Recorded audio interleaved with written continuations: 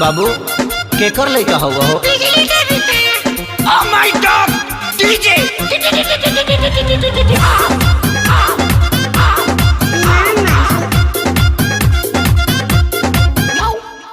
जहिया से आइल न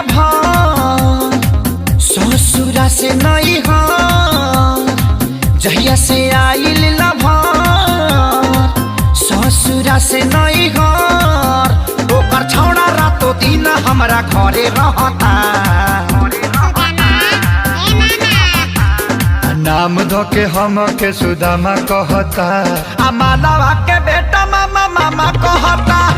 नाम धो के हम के सुदामा कहता, आ मालवा के बेटा मामा मामा कहता।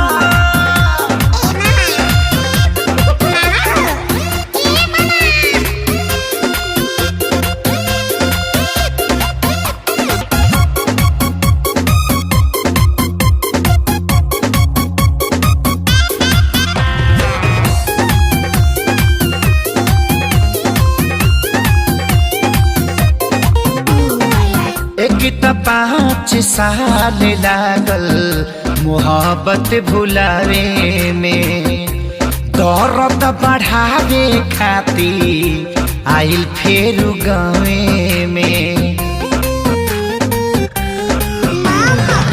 एक त 5 साल लागल मोहब्बत भुलावे में, दर्द बढ़ावे खातिर आइल फेर गावे में। मन करे खाली जहर हमरा पर टूटल बा कहर, अपना माई के उ सोना हमके तामा कहता।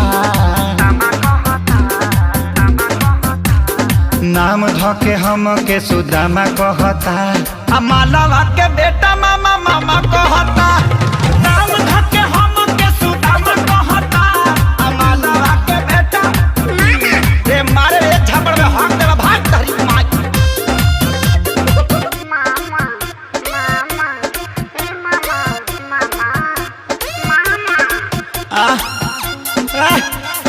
करे ते पैदा भइल बड़ी हमरा के डिस्टर्ब करे खातिर भग भग गए यहाँ से।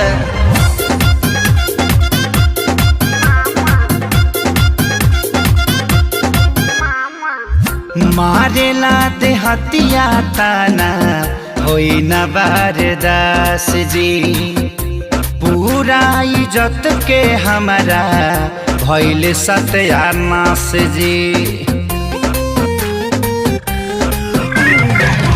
मारेला दे हतिया ताना होई न बारदास जी, पूरा इज्जत में भाई हो गइल बास जी। कैसे मिलाई हम न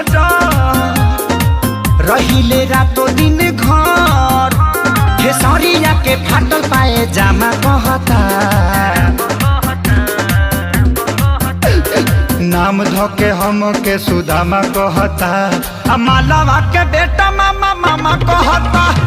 नाम धो के हम के सुदामा कहता, आ मालवा के बेटा मामा मामा कहता। जाए बेटा तनी सा गलती हो गई, न तो पापा कहती।